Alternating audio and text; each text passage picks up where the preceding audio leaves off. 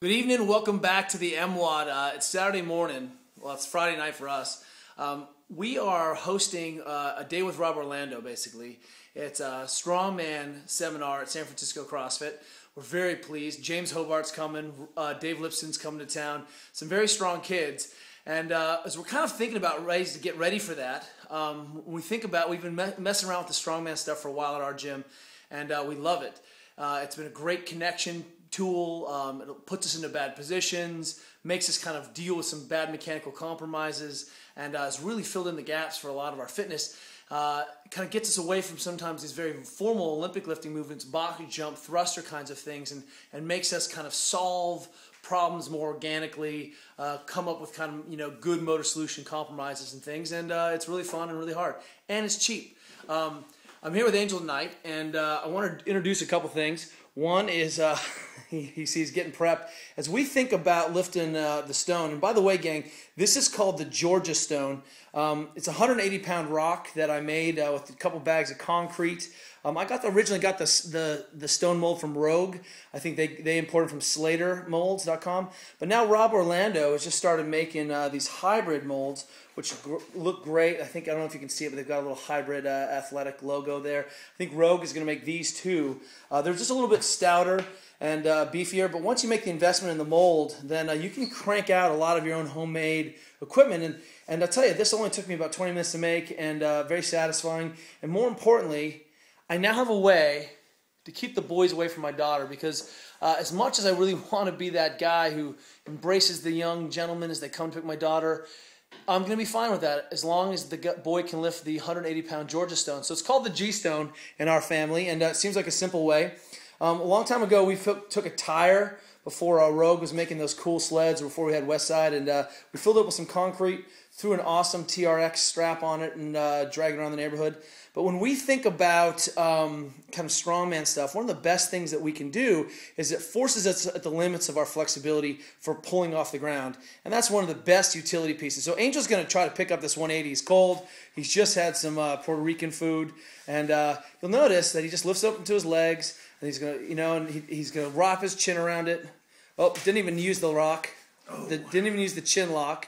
But you can see what's happening. Requires a lot of ankle flexibility, puts him into a bad position. No problem. You can put it on the ground. He's doing for high reps there.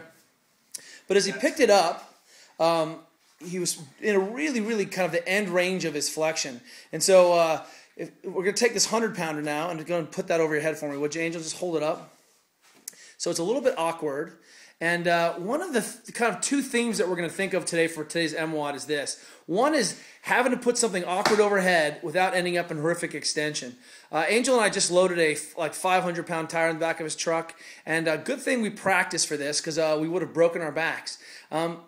So two themes tonight we're going to go after with the MWOD is, one, how do we prep for some more deep, super deep flexion so we have enough breathing room and we can actually get into a strong position in the bottom? And two, how do we prevent ourselves from being overextended at the top? And so that's kind of what we're thinking about today. So I'm going to hand the phone over to my colleague. Check this out. So we've done this first mobilization piece where we really wind up the hip. We kind of end up in 90. Imagine sticking the hip into the back of the capsule. This is when John Wellborn was there. We're going to bias that leg over. We are going to go right for external rotation. So I block the leg, and that usually unimpinges. So if you're feeling a big pinchy bit here, we're going to try to get you unimpinged by first turning the leg. And we'll go spend some time hunting through the capsule. One of the retests on this is after you kind of mobilize hip crease to the back of the knee, get the knee driving out the back, what you'll find is that you're getting the capsule of the hip much further in the socket and restoring the motion. This is a really good way to deal with that acetabular impingement syndrome.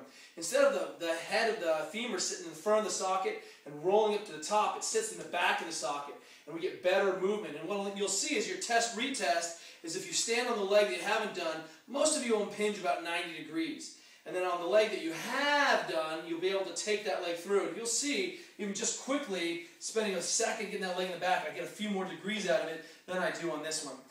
One way to kind of tweak that, and we do this with physical therapy, is that I will manually distract the joint. So if I put one of our blue straps in the door, and then I just distract my hip, don't catch any of the furniture in there, what's happening now is I'm getting a lateral distraction in the hip.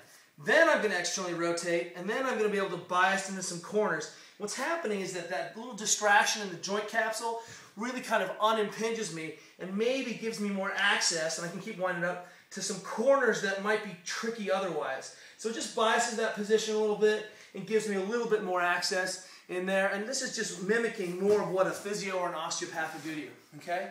So let's go ahead and dink around kind of 2-3 minutes with this each side. What you'll find is the further you can get that hip in the back of the socket, when you set up, that hip's going to be further back. You're going to increase your mechanical advantage. We're going to open up your hips so that you can be in a stronger position in the bottom to pick something up. Second piece, with the band, we're going to go ahead and wind it to the back of the hip, just like the good old couch stretch. We're going to wind up far, far, far, get a little tension there. And then what's happening is I'm going to be belly tight, and I'm just really going to squeeze back and just kind of hit this corner. So I'm going to just bias into this corner a little bit.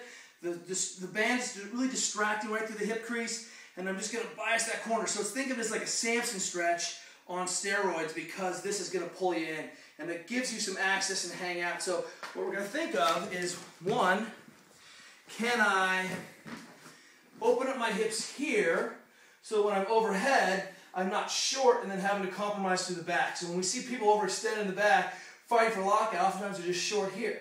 And if I can open up the front of the hip, then I come into a better position, and I've solved that problem. If I've opened up the hip in the back of the hip capsule, then I have better access to the ball and pulling in those bad positions. All right? Wish us good luck tomorrow. We're going to squat with Dave Lipson for his website, and we'll get that on film and show you what that looks like. We all got to pull squat 450 tomorrow. That's it. We'll see you then.